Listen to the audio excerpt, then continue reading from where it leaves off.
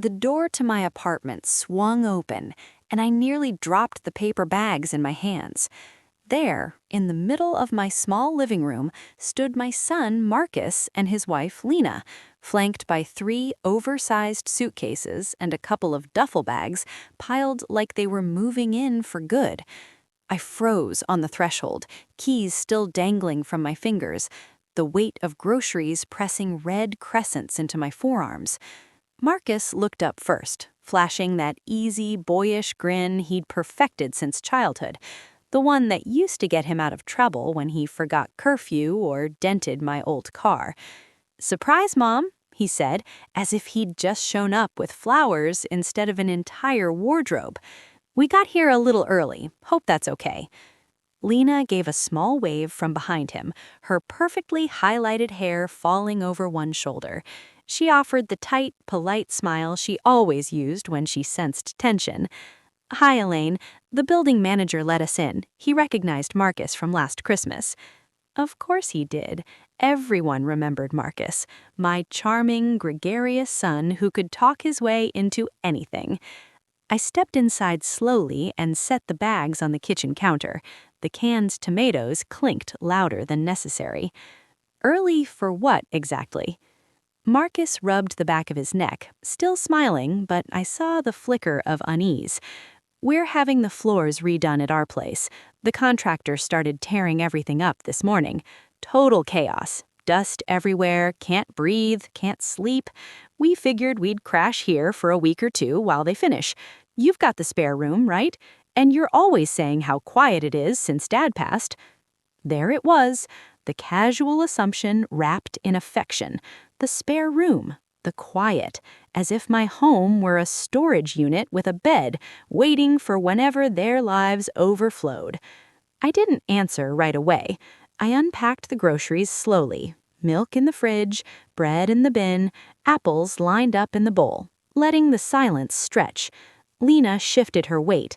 Marcus's smile faltered. "Mom," he said finally, "you okay?"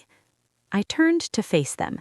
"Did either of you think to call me first, to ask if this was a good time, or if I even wanted house guests for 2 weeks?" Lena's eyes widened slightly. Marcus let out a short laugh, the same disbelieving sound he'd made at 16 when I grounded him for sneaking out or dented my old car. "Come on, Mom, it's us. We're family. I didn't think we needed to make an appointment to stay with you." That word, family, landed like a stone in my stomach, the magic password that was supposed to unlock every door, every boundary, every bit of privacy I'd spent the last 10 years carefully cultivating since Richard died. I looked at the suitcases again. Designer brands, new, the kind of luggage people buy when they travel to Europe every summer, while I take the senior bus to the coast once a year if I'm lucky. "And you just assumed I'd be fine with it," I said quietly. Marcus shrugged, spreading his hands. "You've always been fine with it, remember?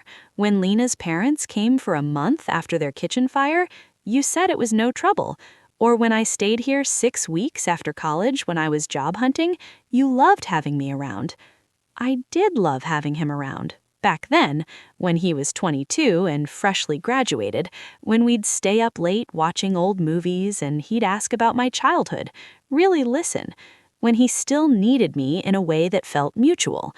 But that was 15 years ago, and the truth I'd never admitted out loud was that even then I'd swallowed the exhaustion, the loss of routine, the way my quiet evenings disappeared under the weight of cooking for 3, washing extra laundry, and always being on because my son was home. Lena cleared her throat. "Elaine, if it's inconvenient, we can figure something else out. But hotels are insane right now with the convention in town, and we'd have to board the dog." There it was again, the subtle pivot to practicality, the unspoken implication that saying no would make me difficult, inconvenient, the kind of mother who put her own comfort above her children's needs.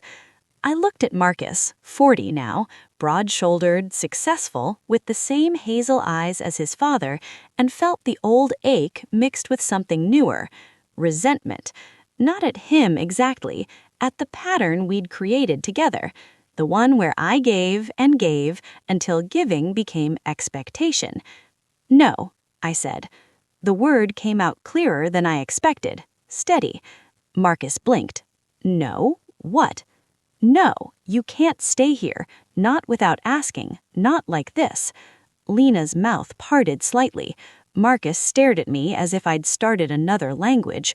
"Mom, be serious. Where are we supposed to go?" "That's not my problem to solve, Marcus. You're adults. You have options. You just chose the one that required the least effort from you and the most accommodation from me." His face flushed. "This isn't like you. I've always said